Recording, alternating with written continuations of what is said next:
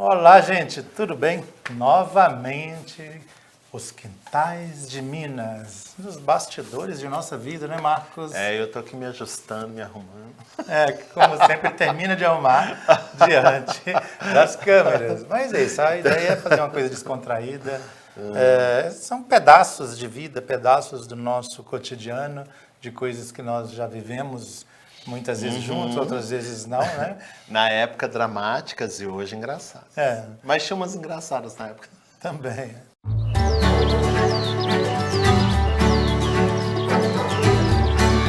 Mas eu queria dar prosseguimento à história do livro Canção da Esperança. Eu não vou contar todos os detalhes, né? Porque também eu tenho mais detalhes no próprio livro, na introdução do livro Canção da Esperança. Que é atualíssimo, né? Aí eu falo com vocês a respeito disso. Pois bem, quando o livro saiu, nós propomos ao pessoal da Casa de Everilda Batista, a Casa Espírita que Marcos e eu ajudamos a fundar, né? Nós propomos aos alunos, que tem uma série de cursos em nossa casa, que eles saíssem vendendo os livros, que cada um pegasse 3, 4 livros ou 5, levasse para casa e um mês depois voltasse, para uma vez que a gente nem sabia como Vender livro. Aliás, a gente sabia pela experiência da banca, né? Mas é diferente de você editar um livro. De você editar a capa que a gente coloriu com lápis de cera. Não sabemos nem fazer capa. Né? Como quem mudou tudo, graças a Deus, foi quando o Leonardo chegou, anos depois, e ele modificou a forma de fazer o livro, deu mais qualidade, robustez e tudo mais. Mas naquela época, como que nós iríamos convencer o pessoal a sair vendendo o livro? Aí eles falaram, é difícil, ninguém vai comprar, ainda mais livro espírita. Felizmente o livro não tinha na capa nada que indicasse assim, talvez o nome pelo Espírito Franklin, mas o nome Canção da Esperança não dizia muito a respeito, né? E tinha um subtítulo, naquela época era usual falar em aidético, né? Então hoje é um jovem que viveu com AIDS. Na época era... Diário de um aidético.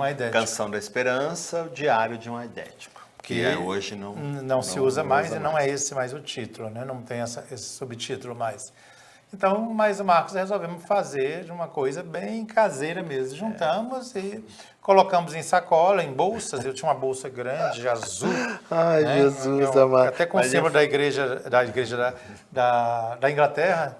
E aí enchia de livro, eu ia para um lado, o Marcos para outro, e tentando vender aqui e ali. E o Marcos conhecia mais gente do que eu, que só ia na banca de livros, e ele passava para um e para outro. Eu sei que ao cabo de um mês e meio, nós conseguimos vender 500 livros. Aí com isso eu fui para a Casa Espírita, juntei todos os alunos e falei assim, vocês lembram que vocês falaram que era difícil? Nós saímos de porta em porta, eu bati nas portas e saí para vender os livros. Então se nós conseguimos, aliás, se eu conseguir, que eu sou péssimo para vender qualquer coisa, eu sou bom assim para fazer a coisa acontecer, materializar as ideias. Tanto que nos trabalhos profissionais nossos, nós falimos várias vezes, porque eu não sabia vender nada, né? Então, é lógico que com o tempo você vai aprendendo uma coisa, uma outra coisa, mas não é a minha vibe esta, né? E eu falei com o pessoal, olha, se eu, sem ter nenhuma noção de nada, eu consegui, eu fui de porta em porta. Então, vocês não precisam ir de porta em porta. Você pega cada um 3 livros, 4, 5, que vocês acharem melhor. No meio e aí, vocês espalhem na família e fala do trabalho social que nós temos, que os livros são para manter esse trabalho social. E na época a gente até não tinha um trabalho tão grande não, né? Era pequeno. Estava tudo começando. Tudo começando. Em 95 para 96, eu acredito que a gente teria ali mais ou menos umas 60 crianças que a gente fazia, mais várias famílias. Aliás, a evangelização era na rua. Era na rua, tudo, no meio da rua, né? No meio da rua mesmo, não tinha espaço. Aí eu falei, pessoal, vamos fazer. Aí o pessoal, depois que eles viram, o pessoal, tá aqui, vendido essa quantidade. Aí o pessoal animou. Então nós também podemos. Aí cada um pegou 5 livros, pegaram 10 e tudo, resultado. De a pouco desaguamos a primeira edição do livro, e aí fomos para a segunda edição, e o pessoal conseguiu, nasceu assim, um jeito que a gente teve, por exemplo, a gente tinha sempre trabalhadores que não podiam pagar nem a passagem de ônibus da casa dele para o centro espírita. Os nossos trabalhadores são de classe média baixa, e não temos gente de classe alta na nossa casa espírita. Então, é de classe média baixa, baixa. E aí nós achamos um jeito, que tal então a gente dedicar 20%, ou não, 25% da venda do livro para o trabalhador. Então, ele vendendo, ele ganha, isso aqui é para comprar a passagem dele. Aí a gente criou o Fundo de Auxílio ao Trabalhador, né? O FAT. Então, esses 25% comprava vale transporte, dava para o trabalhador. Dava até às vezes para almoçar. Dava até para almoçar. E aí o pessoal começou a vender. Eu disse, nossa, que bom, porque agora eu tenho como vir em todas as reuniões. Porque tinha gente que às vezes ia uma vez a cada 15 dias, outros de semana em semana, mas queria ir em outras atividades e não tinha dinheiro para pagar passagem. O pessoal muito, muito pobre. E aí nós descobrimos um jeito de que a gente podia pagar as gráficas, pagar a editoração, tudo isso que a gente nem sabia como fazer. E aí o pessoal ajudava a gente, começou então um trabalho de parceria com os alunos, né, da Casa Espírita. Ainda não era Unispíritos na época, depois com a orientação do Chico, que virou Unispíritos, né? Ainda não tinha nem editora, assim. Não existia. Tinha a sociedade, mas assim, fisicamente a Sociedade Espírita Beira da Batista era um pedaço só, porque a gente estava ainda na construção, né? Então tinha só uma parte dela. O resto era barro e barranco. Mas foi interessante. Galinheiro. Foi interessante que aí nasceu o trabalho e nunca foi sem suor. Né? Nunca foi sem suor. E a gente não entendia, nas duas primeiras edições, criamos um problema grave. Isso só mudou quando o Leonardo entrou. Nós não entendíamos nada de edição de livro. Então, o que a gente pegava? 25% ia para o trabalhador poder ele comprar vale transporte, poder vir semanalmente às atividades. E o resto nós doamos integralmente para a Casa Espírita, que estava em construção. E aí foi o desastre nosso, porque não ficou dinheiro para fazer outra edição. E nem para pagar a edição anterior. Então eu falei, poxa, como que o dinheiro sumiu? A gente não sabia nada de matemática.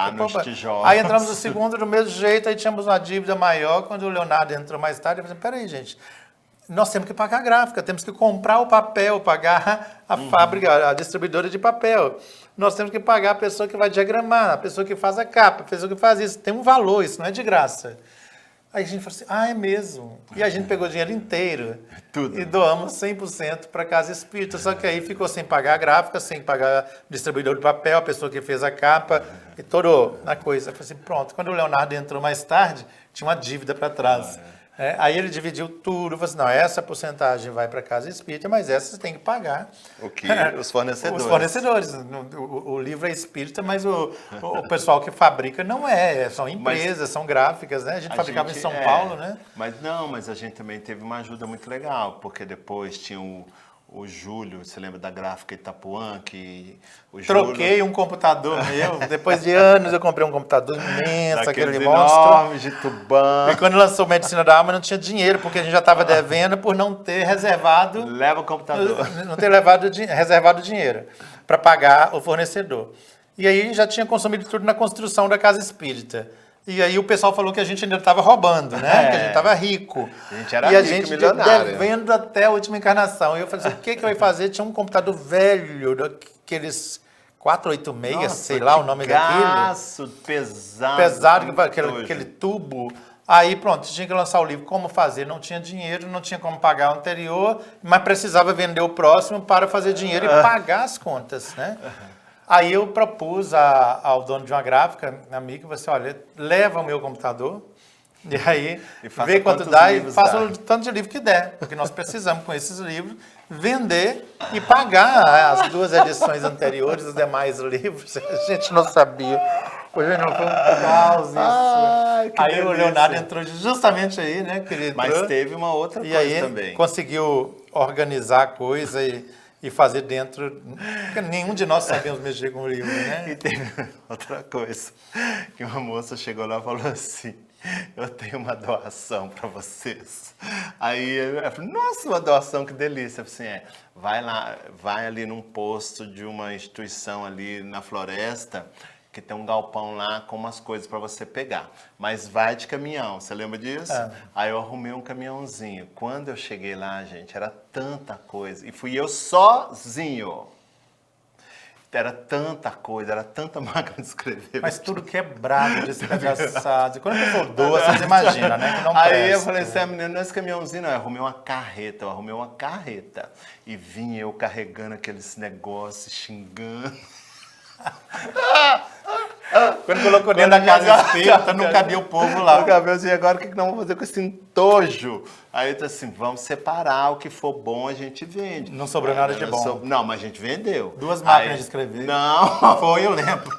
2 Porque máquinas depois de nós escrever. recebemos mais uma doação. Aí nós não quisemos. Eu entrei no meio e falei assim, não quero doação. Porque tudo que a gente ganhou de doação era coisa quebrada, imprestável, fedida. Não, a gente usou muitos anos na sociedade, aqueles bancos, ventiladores, aqueles Gente, bancos. ventilador que nós tivemos que gastar dinheiro para mandar fazer ele funcionar. Imagina o nível de doação que era um...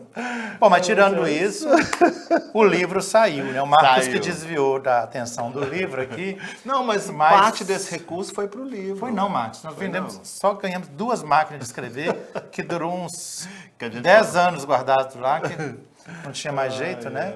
Aquelas máquinas durona.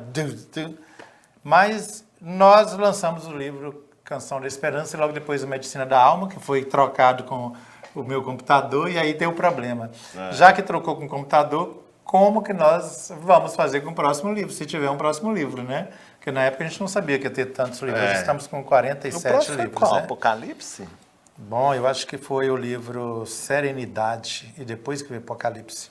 Ah, Bom, mas de qualquer Serenidade forma, com as flores na capa. saiu o livro Medicina da Alma e aí o Leonardo interferiu e nós conseguimos organizar a editora, porque nem eu, nem Marcos, nem Rodrigo, os 3 que estavam à frente do trabalho, não entendíamos nada. Eu entendia de vender. De vender bijuteria, de vender livro, vender tudo. Mas fazer o livro, o processo, aí tivemos que vender o Medicina da Alma, pagar as dívidas das 2 outras edições. Anteriores. Né? Foi difícil, Mas mas foi isso legal. também deu a gente, porque nesse processo todo a gente foi adquirindo experiência, know-how.